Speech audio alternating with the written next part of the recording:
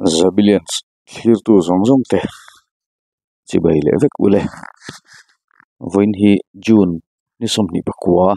sang ni somni pali ania hi tuna kanom na hi Suaka Memorial Cricket Ground si huyami khania kan hriatan tur chuan Zonuni pusuaka hi Zonuni pu ani apa amun hin wam khop mai hian buat sai meka a ground hi chu in khel thei chuan an siam to atuna hianin veteran cricket tournament final an khel meka tuna hianin DTA veteran team le Assam Rifle veteran team te anin khel meka amun hi alum deuh ti mai lo chu nuam viau mai hei tuna kan mulai pavilion lam ania eng to po hi nakina an siam pe fel tak tak kuna chuanin la danglam vek turani na hianin hei asir Assam Rifle le pavilion tur te le gallery in tu te han thut na turang chi te khan sir kual vela hian an buat sai meka ground sir hei helam hi pavilion siam le meka a thok tu hin ni pani en company an tia crore somthum pani helaya pavilion vel bot sainan hian ro man ania pavilion ti khan pavilion ringot ani don lova kentel tam tak ani dona player te an ria theina tur ang chi te pokha 5 star ang deuh tho khan helai hianin bot sai tu mania tin swimming pool te le thil dang gym te po omvek don ani helai hian helaya pavilion hian eng emo keng tel te don tin ani chu cheng vai bel che somthum pani ruwa manani helam pang siam nan hian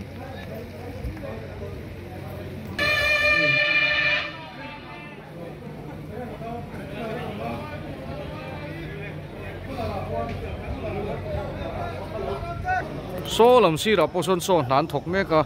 chong te po so indoor pitch an ti maya o swimming pool te le nge ni thil chi sang so lai poson an om dona so lam pang so chu crore som pariat vaibel se som pariat senga sen na tura ruang manani a company kha chu a thok tu company kha chu ngai reng an ni a cricket ground Suaka Memorial Cricket Ground si huyami hi azau khop maya hi anin khel na hemi a ground cricket ground zaw zong hi lai cricket troi tu tenan soidanin TV lama kan hmuthin Melbourne Australia Melbourne Cricket Ground nen khona in tiatani anti azau khop mai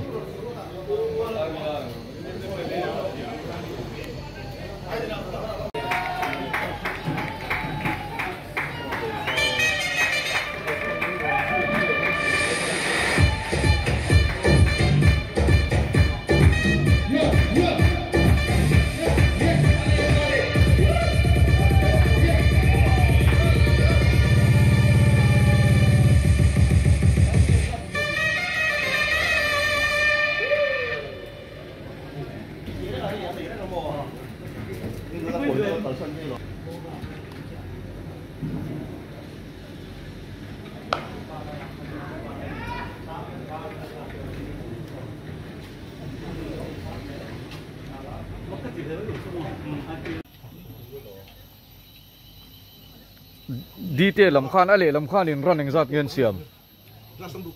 za somruk panin siam atro tuna hian ar hian ing zat ngen siam to ar hian za som pathuman siam to a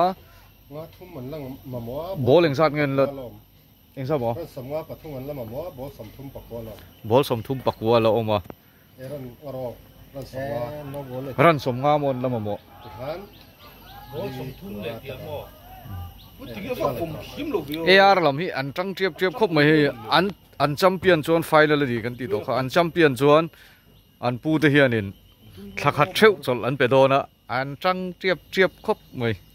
เนี่ยรบกันสำเร็จตลอดบอสมทุ่มปักหัวสมลิด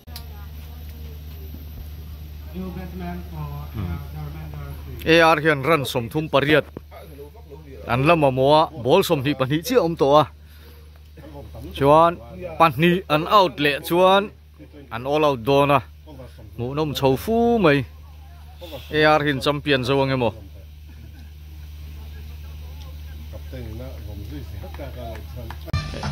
AR lam batsman out le a muna chon last man adinangai ta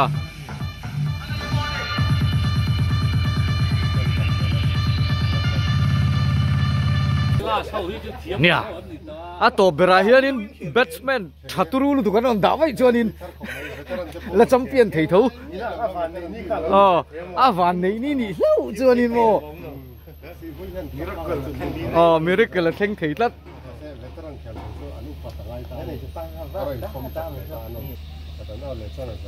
detail lamtan tuna AR batsman pakhat khu vom out the talk to champion turin heran an la siam ran an mamo tam to big lova champion thei ve ven lo ni tlat an batsman last man khu awan nei ni lo phei chuan in vom na kumo helam ta tem vom helam ta at thei ve ve mi dong lo cái cái vòng bất sắp nó này là vòng đòn ta cái helam cả thằng helam trong cái vòng này sao là mà thấy bol som paria ta lo oma AR la min ran som thum panga an lama mo e bol som pariat mangin ran som thum panga siam tling te nge mo bol kataran ke lan siam ai ni tan se a thelo ma samurai full show chuan thakhat chol an nei don talawa nia a samurai full player ho thakhat chol an nei don talo ang riau mai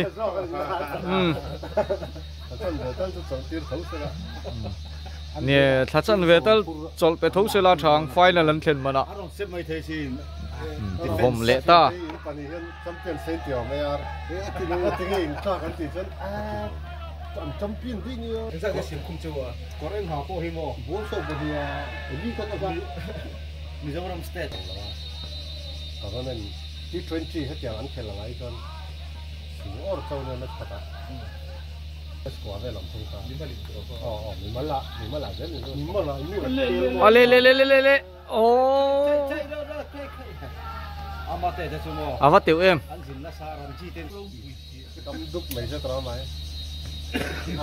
out le ta an all out ta DTM champion ta DTM veteran team te champion team an ni ta mu nom mia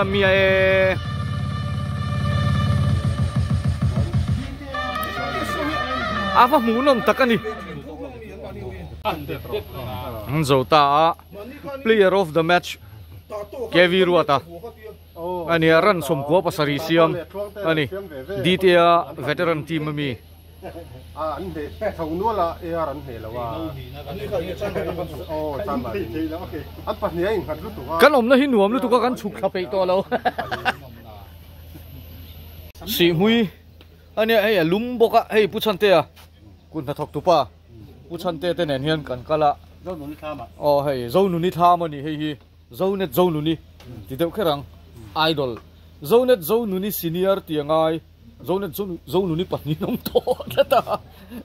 puchan te poi atlor luom to mai suaka memorial cricket ground ni hei nuam khop mai Zonuni thama tang hian in hei ti hian nuam sat takin in khel kan enani cricket final kan enani hei lam hi zoni huan lam ve thung kha ni hei nimbu te hinga khopa hei ku ara ara om nual mai kan hmu thiam emo a hna te nen hianin ai nang e mai ara hi mai ara treu mai ku ama po kha lo kala khoya nge ni kal tak ni hei ai in ti thu le lu tuka a lo te bo le to niang hei khi lam khi Zonuni te ram lam vek khani hei swimming pool ten neya hei a bul mai hi a thlang mai hi suaka memorial cricket ground khania hei po hi an mani Zonuni te na cricket ground hi ram hi an pek ani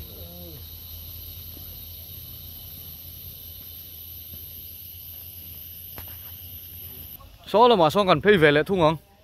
a thlam lama a thlam tila o thlam chu ni berang chu hulai cricket in khelte en theina lai khan ya an thlam tak tak chu ki lama khianin kan hnung lama khianin a oma hei sarji rate pon lo thleng to ni hi he ta hian hei a donga beng varna kan katilang vere rang don beng varna hin lo chiar je thin ka a donga sartia aizol post a dong hi wanglai ni bok beng warna kam wang lo manan sem dona kanom nei nuam lu tu kan chuk pe to lo nuam lu tu kan chuk pe to lo hei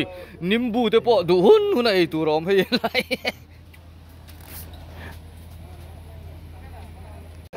sar chodia zo zam time sa ei kapuni hi hey anei tu nu miss Zonuni ne na rain zui vel nimbu hu kan du sia ara tla kan zong kan lo ngom si lo ara tla kan zong mo lo ro u ti to chu ngan lo tak tak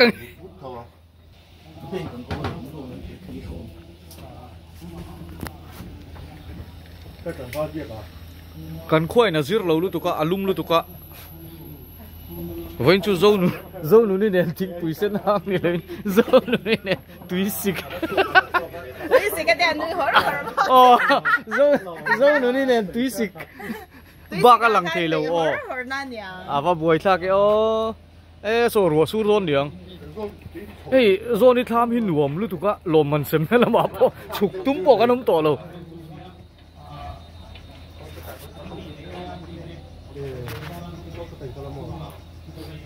hey ni china nin khel na khan ground na khan hei kan han kal tlang phia khai asira tang lo en ang ta lo ni lo han kal tlang phei ta ka alo zau nge mai so ta so sar fela thui ta ka ni thui lu tuk hey ke han kal hetian kal phei ta ka chon alo zau nge mai kan soi to ang khan he ground hi TV lama te po kan hu fo Australia Melbourne an cricket ground nen khana in tiat ani khovela cricket ground zauber Melbourne cricket ground nen in tiat thelai hi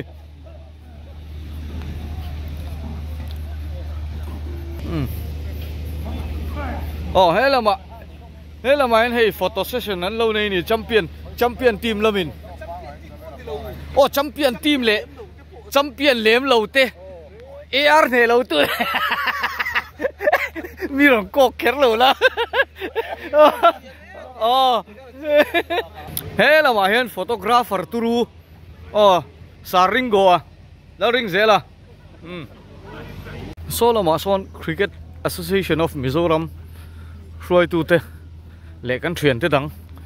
kan media lama kan thian te dang an hloma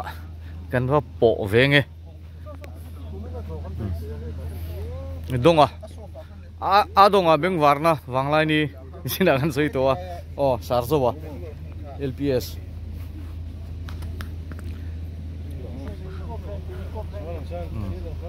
Bidia, Notice Life. Sarjira DDK. Oh, Puchuanga. He Cricket Association of Mizoram CAM Gantia President Nilai Khania Pusoma LPS Nen Unawani. Cricket Association Shroy to 10. Hey, and Malak Nate. Le Helaya, Helai Munahan Boat Saivel Nante. Minan Shilfia Ania. Hey, a company Lampang, an engineer tepo, an Lotela. A pitch po, hey, and ball from me. Helai Tanga, Solam so, Bon Lamatanga, Tirang, not alone. Allo tweak up my.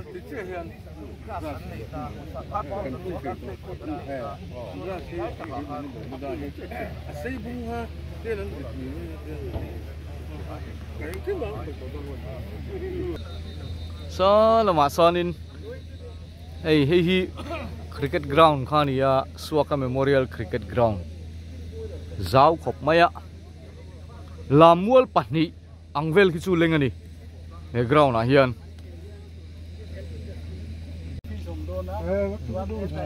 Swimming pool poka first floor level am do na. Anu na bahan 5-star hotel entry point ye hai.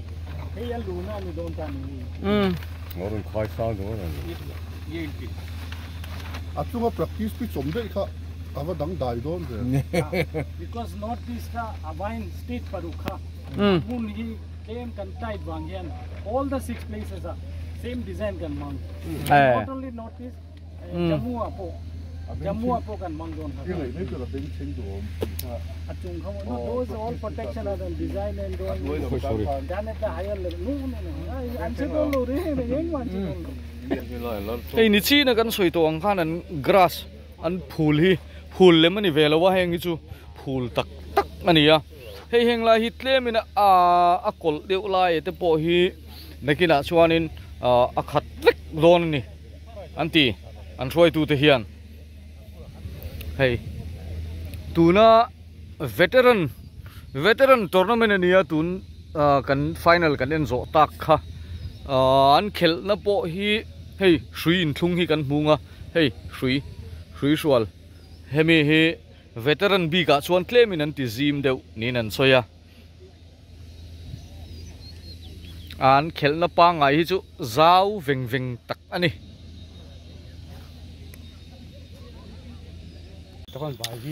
Suaka Memorial Cricket Ground si huyami hi tlemina han kongpui tangina han fal dewa kem ni kem thumvel ni ngem kong kem thu matling lo deu mai the la siam me ka ni awang le akar laka rel kongte la siam ani wangin kong hi an la siam thalu tuk lova two wheeler le motor tan po lu motor te tan chuan lu ala hau tak hlea chu wang chuan hi khu la ya kong pui na ya lir theite da hloma kein an chuk thame ka ni tuna hian anuam pang khop Ui sai kwa nuwa. wi Kita zong ne kal awang an chuk thapang mai ni tuna hen dareng sat nge dar sat po hi ken daruk le minute so mani der to khuala thim lo hela hi ti hian hei tiang an kal tha hei kan hnuai che heng an kual let thadona hela tang hianin a direct thak mai thei si lova hei asang dik hela chu khu asang viau mai a khu lai a khon kan zu kual kher rangai don ni hey heng lai te hi ti hian ente hey tiana he khuam maya eng tur nge ni kan thelo khu lai khu kwal na khani ya hey zovan shot ka talo shia hela hian in hey rel kong turan siam khu khulai a bangsang maya hian a sira hianin kan kal pheya so lai a son chuk thak na oma khu lai zu kwal ai kha chuan ala hnai jok tho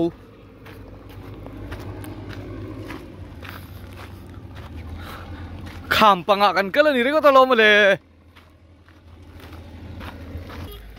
hei ngati eng amoni te lor fer fura kan thua thiam lo khop mai ke ni chuan helai heng an chukanga hei ti hian hei lai heng an shot kat thla khu kan thlanga khu JCB bin na la thok mup mai rail kong tur vek khala ni heng hi si mui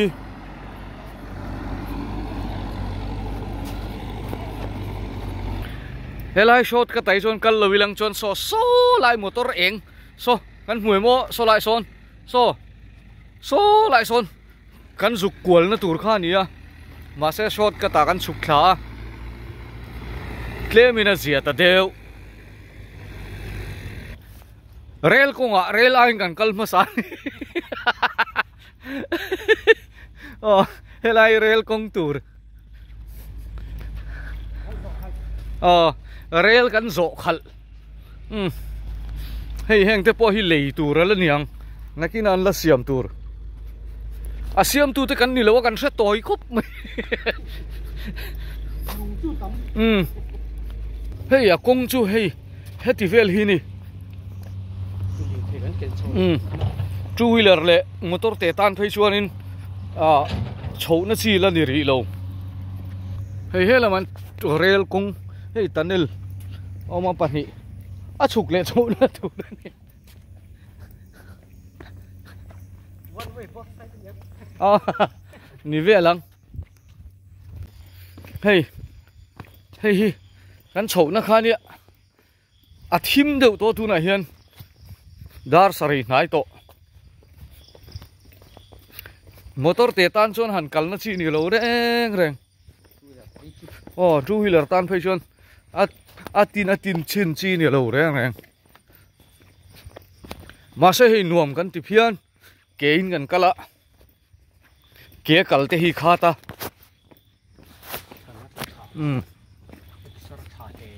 extra tha nan video fia to vak lawang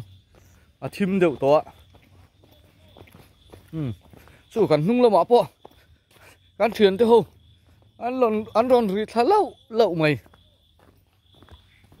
kaya khai cricket en tur chuanin in pek na sana ngai ko ku da khu motor a lo chho e ron eng va mai eng motor tak ni mo heng te hi hilai rail kong le a cricket ground hilai vel a che vel siam ngai an siam fek khuna chuanin an siam thadon tho ani helai kong hi a chereng don big lo ania tuna chuanin han siam thama sela hilai na tho na tur kha motor lian ke tam tak ni chi te khanin an phurlu te langa ya chu wang chuan a kong hi ani turangin an la siam lo mai chau kha ni ya chu wang chuan he khai kan sarkar chu ti khati te khain lo ti leng mo tange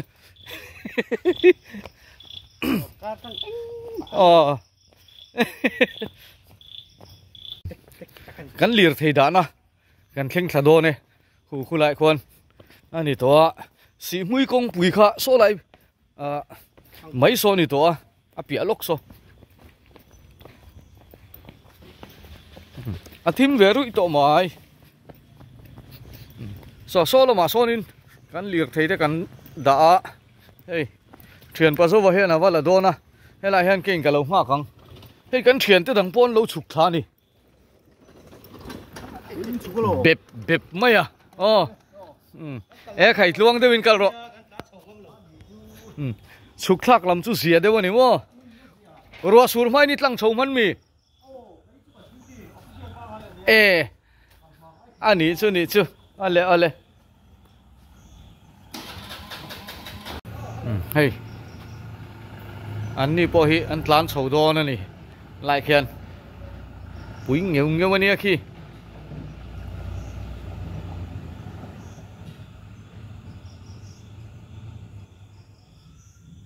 kan chho lamin eco van in kan chowa kan lam chho na sakhop mai ruột lạc ma theng chou liar thei then khat thei an ron chuk thla boka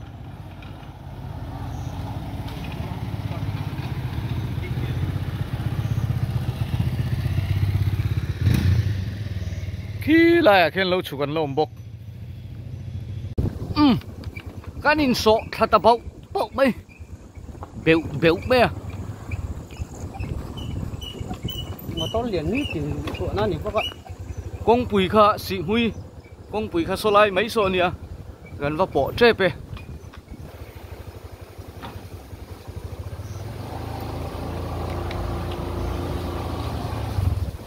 con bùi gần bỏ đồ nè số lại số con bùi kha số lại mấy số con bùi kha này đó nè xị hui con bùi gần chuột phi thì khá chuan ai rồi là món lan châu văng văng toang